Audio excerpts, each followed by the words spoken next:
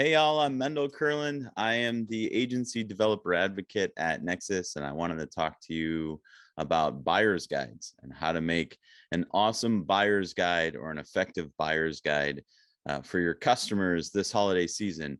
Now, to start out, I want to tell you a little story. I recently moved from Austin, Texas to Los Angeles, California.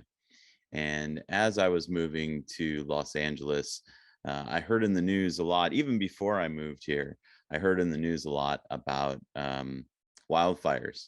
And of course, if you've had your eyes on the news at any point this year, you've probably seen a little something about wildfires. Of course, they're happening all over, and I thought, it would be a great idea with some with working from home and a kid on the way to have some air purifiers or some air filters in my house. And so I set off on the journey to purchase air filters or air purifiers.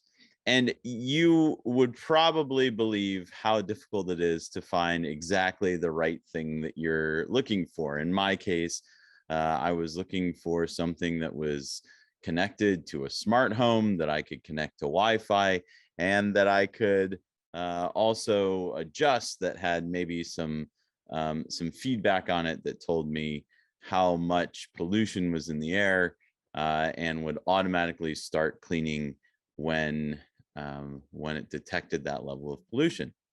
So I set off on my journey around the internet to find the air filter of my dreams. And one of the best places to find great buyer's guides or great information, comparative information on things like this is the New York Times, right? They have Wirecutter, which is really great. And there are plenty of other resources online that will compare air filters. Now, for me in particular, I wanted a smart air filter. And there weren't a whole lot of places online that compared smart air filters. Now, if there had been, I probably would have gone to their website, purchased their brand, selected their affiliate link, whatever it was. As luck would have it, there was nothing. And so I spent a long time. I spent 2, 3, 4 hours researching the best thing, the thing that would clean the most area in the room, the thing that would have Wi-Fi connectivity on it, that would tell me how much pollutant in the air there was, etc. The questions I was asking were these simple questions. Is it Wi-Fi enabled? Is it capable of detecting pollutants and turning on when it's detected too much? These are some of the questions that I, as a buyer, was asking. So the first thing to take note of is that you'll want to make sure that you know the questions that your users or your customers or your potential customers are asking before you set out to write your buyer's guide. The second thing that you'll want to look for is what pain the buyer is trying to solve for, right? So what I was trying to solve for is having a connected device that protects me from wildfires. I wasn't looking for something at that time that was going to protect me from coronavirus, or that was going to filter out allergies. It turns out that those things were actually important to me as well. But those are niches of people looking for air filters that are trying to solve those problems in particular, not the wildfire problem. So the second thing is kind of looking for what the pain is the buyer is trying to solve for, and then how did I get the answer to my questions authoritatively? Well, in my case, I didn't, right? And this is the spoiler of this entire talk, and that is that in order for you to have an effective buyer's guide, you need to write about something that nobody else is writing about, or that nobody else is writing about well, right? So don't be deceived. There are plenty of places online that you'll see fake buyer's guides, right? These are automated buyer's guides that websites have put together that are just basically a feature comparison. They've used a little bit of programming to spin some of those feature comparisons into sentences that kind of make sense. Those are not buyer's guides. We'll get into what an actual buyer's guide is here in a second. So the three things that we're looking for is we need to know the questions that your customers are asking. In my case, we already went over that. What pain the buyer is solving for. Again, in my case, it was wildfires, not allergies or COVID. And then how can you answer the question as a brand or a company authoritatively? And that's what we're going to get into here in a few. So that's the buyer's journey, right? But there is a merchant's journey, right? You as a merchant want to solve some problems yourself. And so you as a merchant are setting out during this holiday season in really a wild west of the internet again, where everybody is going online. Everybody's trying to market a product online. Things have gotten a lot more competitive. And at the same time, there are more eyeballs on everything going on online, on online commerce, online content, the whole bit. And so the question is, how do you stand out from the crowd, right? This is the merchant's journey. So you as a merchant, let's say you sell air purifiers, and what you want to do is you want to sell the most air purifiers that you can to the people that need them or want them the most, right? And so the question for you is, what is your pain, right? Do you have excess inventory? Have you not been selling as much this year as you'd like to? Do you have supply issues? And so you want to sell something for a higher price, a more premium price, and explain all of the virtues of the product to justify that higher price. These are some of the questions that you have to answer for yourself. What is it that you are trying to solve for this holiday season, besides just selling more goods? Because generally, that's what everybody wants to do. But there are probably some specific things to your business that you want to consider as well. And so then the question is, how do you solve that pain, right? So let's take the example of an air purifier company that wants to sell their products at a more premium price because the supply chain issues have caused a decrease in the total inventory that they have in their warehouse. So niching down is going to be the best way to command a higher price for your particular product. And so I'd encourage you, if this is your pain, that you have lower inventory and fewer things to sell, but you need to sell them at a higher price, is to look at creating campaigns around particular use cases, particular needs. So in the case of the air purifier, well, it's super great to sell for forest fires, but maybe you could rebrand and recreate an air purifier that's designed just for allergies and really hit hard on that about the effectiveness against allergies, and sell it for a more premium price because it's solving a pain for a customer that is different and possibly something somebody will pay for to get relief. So we have the buyer's journey and we have the merchant's journey. And now the question is, where do those two journeys meet, right? And a buyer's guide sits at the intersection of the customer and the merchant's journey. So we're going to look at a few different types of buyer guides online, all from companies that are specifically creating buying guides. So these are things that come up when you Google buyer's guides for air purifiers. And we're going to look at these based on SEO authority, their methodology, their niche, and then links to products.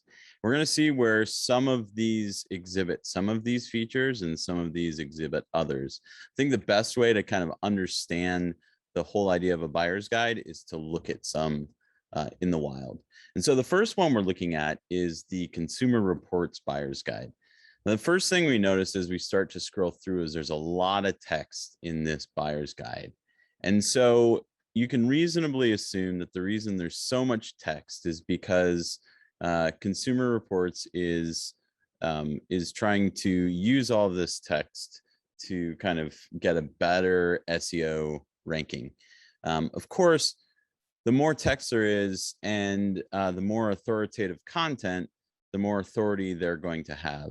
And of course, people do business with people they trust. And so having a great level of authority is a wonderful way to convince people to purchase from you or to take your recommendations.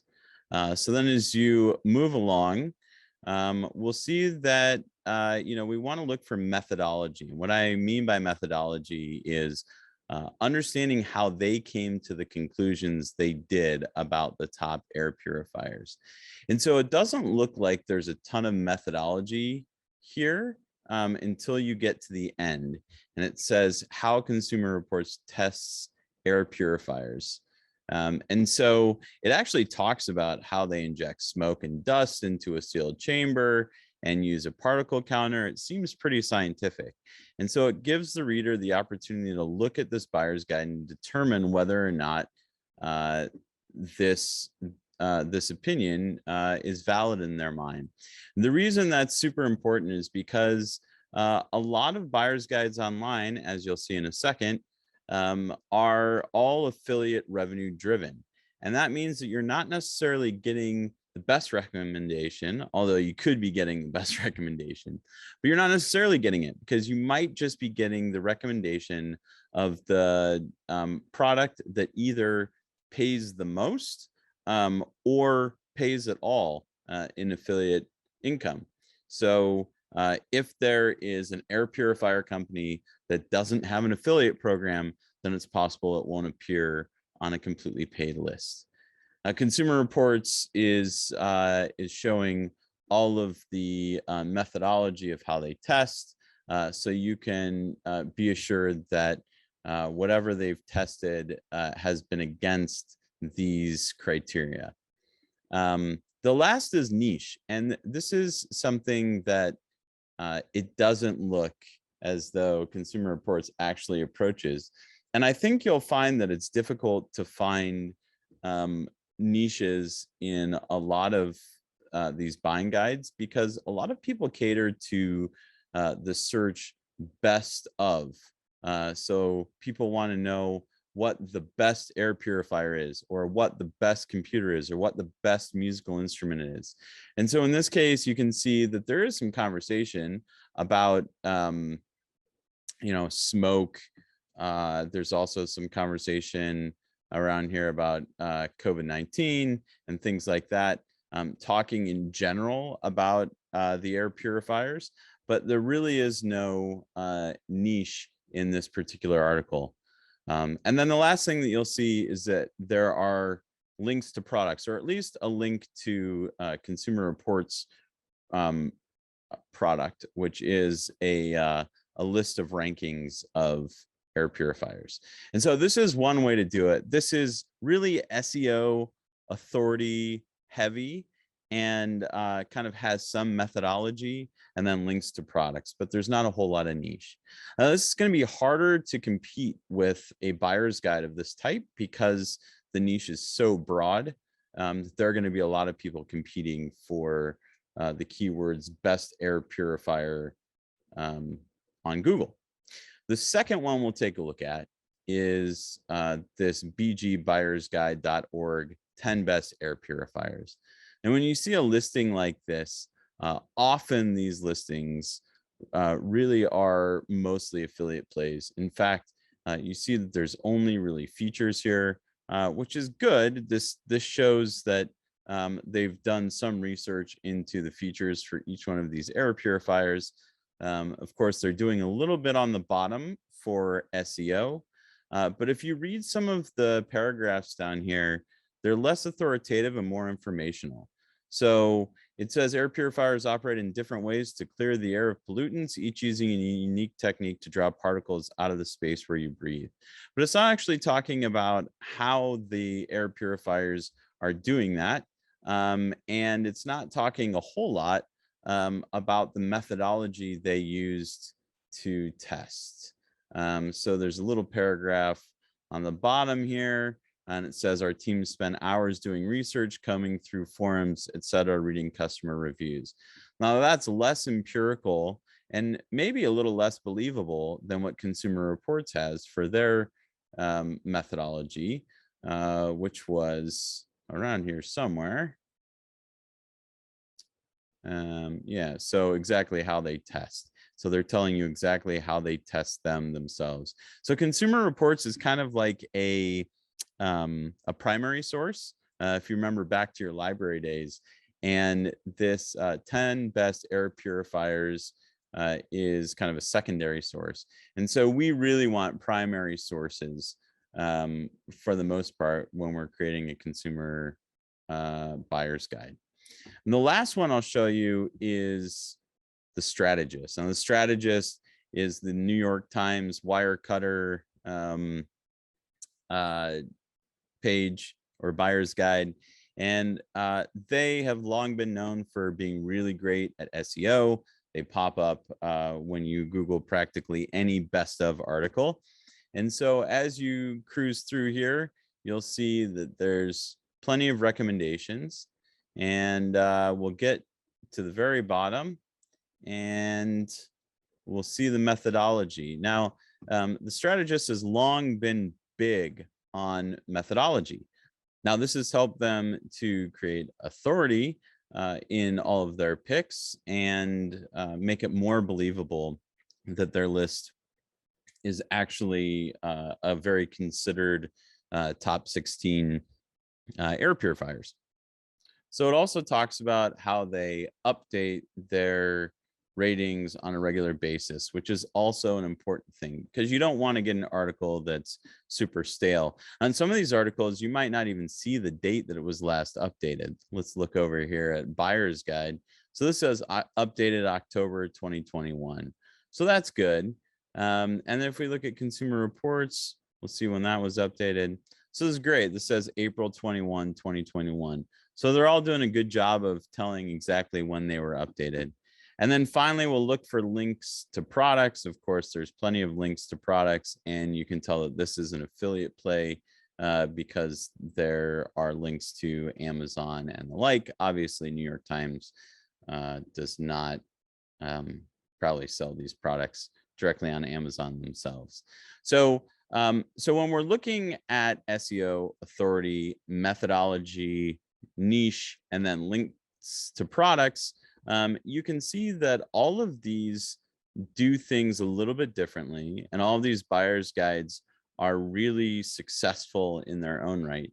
So before we were talking about how many people are now in the marketplace online because of COVID, how many retailers have gone online, and how many consumers' eyeballs are now on products that are listed online. And so it's important to realize that as you go to build your buyer's guide with SEO, authority, methodology, and links to products, also creating one that's centered on a particular niche is going to get you a faster result and more conversion because it's going to speak specifically to the types of products that people are looking for. So in this case, the way this article by Consumer Reports could have been changed a little bit to fit my cause, which is the best air purifier for smoke in California, is they could have made an article about the best air purifier for clearing wildfire smoke in your house, or the best air purifier for outdoor pollutants in your house. And these are things that I would have searched for and inevitably would have gotten an article super specifically focused to what it is that I wanted to purchase. Once I read about their authority, once I read about the methodology of how they figured things out, how they tested the products, and once I saw the links to their products, I probably would have purchased based on the recommendations from the most specific article I could have found on the topic. So when you take the customer journey, when you take the merchant's journey, when you look at the intersection of the pain of both of those journeys, and then you create a buyer's guide that addresses SEO, that shows authority, that shows methodology, that links to the products that you want to sell, and also addresses a very specific niche, you're going to win this holiday season with your buyer's guide. Now, if you have any other questions about buyer's guides or want to chat more, feel free to get in touch. I'm If You Will It on Twitter, and you can also always send me a message, Mendel, Mendel, at nexus.net, and I'm happy to answer any questions you might have this holiday season about buyer's guides. Have a great one and have a profitable fall.